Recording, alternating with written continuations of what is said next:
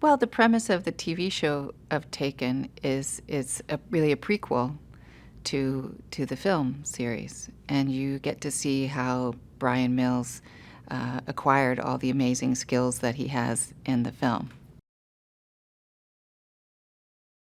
I play Christina Hart, who's the Deputy Director of the Office of the Director of National Intelligence. Um, I have an amazing team who not only has the skills and resources to respond to imminent threat to national security, but in certain cases to be able to prevent those threats. Christina Hart is a fantastic person. She's highly intelligent, very strategic, very secretive, um, the best amount of damaged, and wired to protect people in a very, very profound way by any means necessary.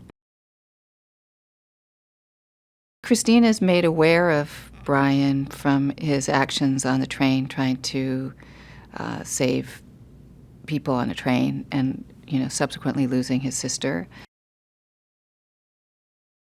She sees his potential, and she sees that his instinct is to go to the fight rather than the flight, and that his instinct is, like her and other members of her team, is to protect people.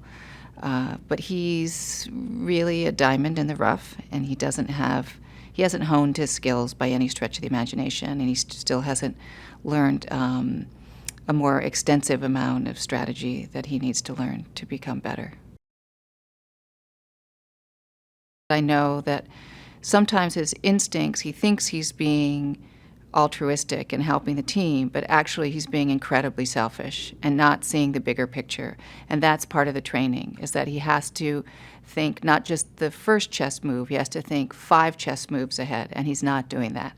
And that gets incredibly frustrating, but it's, we're not going to throw him off the team. It's not like it's like with a child, you wouldn't, you try to guide them to change their behavior, and I think that's what she's trying to do. And sometimes she's more patient than other times. I like the idea of playing somebody who is wired to protect, and I like the idea of playing a woman who is profoundly strategic in her thinking and is not tough. I wouldn't say tough, but it's beyond tough. It's not steely. It's just, this is the way things are, and this is what I need to do to get things done, and therefore this is what we're going to do, because we're going to save these people. And I liked that. I liked playing that kind of person who has given her entire life to helping others, and sometimes has to go about it by walking the darkest corridors. And I like that. That's a really interesting challenge. Well, I think that what you can expect with the first episode is you get to see Bryan, in a nascent stage. You get to see him before he has all of these, honed skills that you see in the film, and you get to be introduced to the people who help him become who he becomes in the film. And I play his mentor in a way, and I'm helping him, I'm trying to help him become better. I think one of the most compelling aspects of this series is that you empathize with the characters.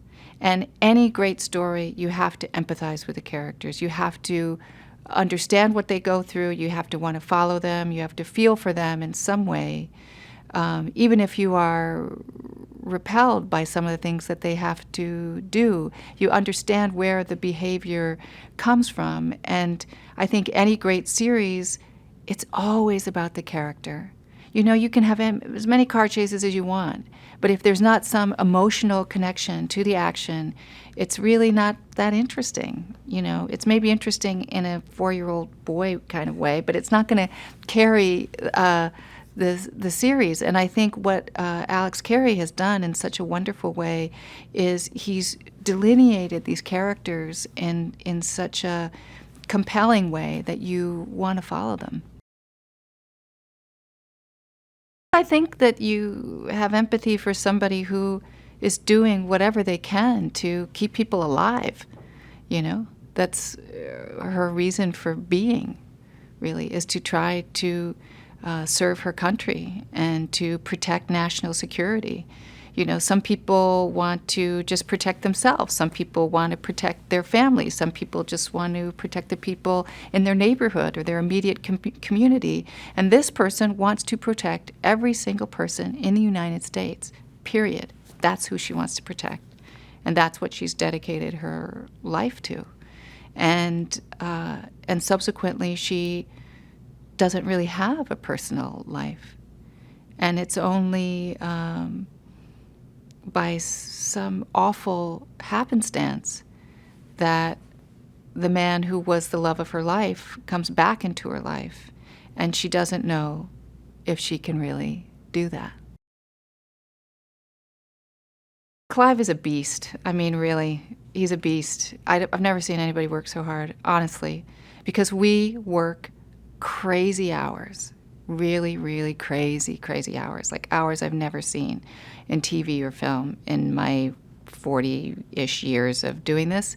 And he's being asked to not only do intense action sequences, he's also asked to do intense dramatic sequences, and he gives himself to it 150%. And I just don't know. I don't know how he's like walking and talking, honestly. And he's got a great sense of humor. He's really, really funny and sweet and very loving with the cast, and is a terrible practical joker.